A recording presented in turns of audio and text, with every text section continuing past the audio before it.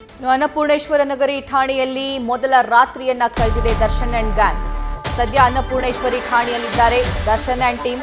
ದರ್ಶನ್ ಸೇರಿ 13 ಜನರನ್ನ 6 ದಿನಗಳ ಕಾಲ ಪೊಲೀಸ್ ಕಸ್ಟಡಿಗೆ ಕೊಟ್ಟಿದ್ದಾರೆ ನ್ಯಾಯಾಧೀಶರು. ಕಸ್ಟಡಿಗೆ ನೀಡಿರುವ ಆರ್ಥಿಕ ಅಪರಾಧ ವಿಶೇಷ ಕೋರ್ಟ್ 6 ದಿನ ನಡೆಯಲಿದೆ ದರ್ಶನ್ ಸೇರಿ 13 ಜನರ ಗ್ರಿಲ್.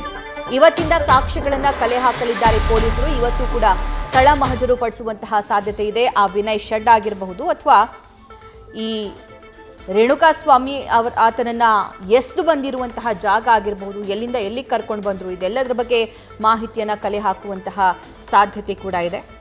ಅನ್ನಪೂರ್ಣೇಶ್ವರಿ ನಗರ ಠಾಣೆಯಲ್ಲಿ ದರ್ಶನ್ ಆ್ಯಂಡ್ ಗ್ಯಾಂಗ್ ಮೊದಲ ರಾತ್ರಿಯನ್ನ ಕಳೆದಿದೆ. 13 ಜನರನ್ನ 6 ದಿನಗಳ ಕಾಲ ಪೊಲೀಸ್ ಕಸ್ಟಡಿಗೆ ಕೊಡಲಾಗಿದೆ. ಇವತ್ತಿಂದ ಸಾಕ್ಷಿಗಳನ್ನು ಕಲೆ ಹಾಕುತ್ತಾರೆ ಪೊಲೀಸರು.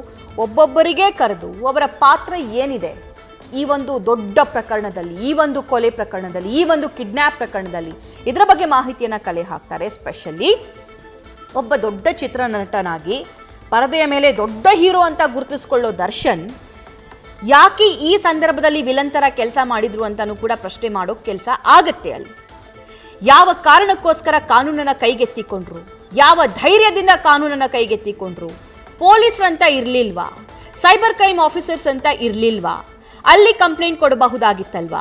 ಹೌದು, ರೇಣುಕಾಸ್ವಾಮಿ ದೊಡ್ಡ ತಪ್ಪೇ ಮಾಡಿದ್ದಾನೆ ಅನ್ನೋದು ಪ್ರೂವ್ ಆದ್ರೆ, ಆತ ಮರ್ಮಾಂಗದ ಫೋಟೋವನ್ನ ಪವಿತ್ರ ಗೌಡಗೆ ಕಳುಹಿಸಿದ್ದ ಅನ್ನೋದೇ ಪ್ರೂವ್ ಆದ್ರೆ ಅದರ ಬಗ್ಗೆ ಕಂಪ್ಲೇಂಟ್ ಕೊಡಬಹುದಾಗಿತ್ತಲ್ವಾ?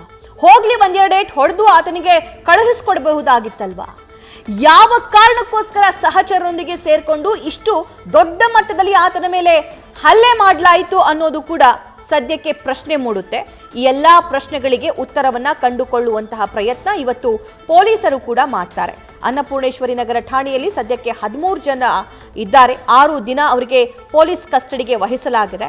ರೇಣುಕಾಸ್ವಾಮಿಯನ್ನ ಕರೆದುಕೊಂಡು ಬಂದಂತಹ ಜಾಗ ಚಿತ್ರದುರ್ಗದಿಂದ, ಆತ ಕೆಲಸ ಮಾಡ್ತಾ ಇದ್ದಂತಹ ಮೆಡಿಕಲ್ನಿಂದ ಅಲ್ಲ, ಆತನಿಗೆ ಬಾರ್ಗೆ ಬರೋದಕ್ಕೆ ಹೇಳಿದ್ರು ಅನ್ನೋ ಮಾಹಿತಿ ಇದೆ. ಸೊ ಅಲ್ಲೂ ಕೂಡ ಸ್ಥಳ ಮಹಜರಾಗುತ್ತೆ. ಬೆಂಗಳೂರಿಗೆ ಎಲ್ಲಿಗೆ ಕರ್ಕೊಂಡು ಬಂದ್ರು ಮೊದಲಿಗೆ ಅಲ್ಲೂ ಕೂಡ ಸ್ಥಳ ಮಹಜರು ಮಾಡುವಂಥ ಕೆಲಸ ಆಗುತ್ತೆ.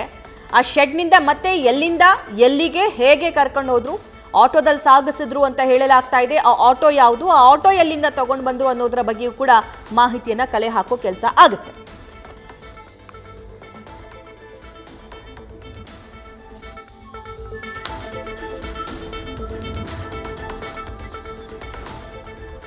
ಇವತ್ತಿಂದ ಸಾಕ್ಷ್ಯ ಕಲೆ ಹಾಕೋ ಕೆಲಸ ಪೊಲೀಸರು ಆರಂಭ ಮಾಡ್ತಾರೆ. ಕಿಡ್ನಾಪ್ ಮಾಡಿ ಕರೆದೊಯ್ದಂತಹ ಜಾಗಗಳಲ್ಲಿ ಮಹಜರನ್ನ ನಡೆಸಲಾಗುತ್ತೆ.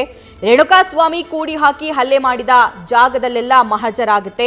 ಕೊಲೆಯಾದ ಸ್ಥಳ, ಬಾಡಿ ಬಿಸಾಡಿದ ಜಾಗ, ಅಲ್ಲೂ ಕೂಡ ಮಹಜರು ಮಾಡಲಾಗುತ್ತೆ.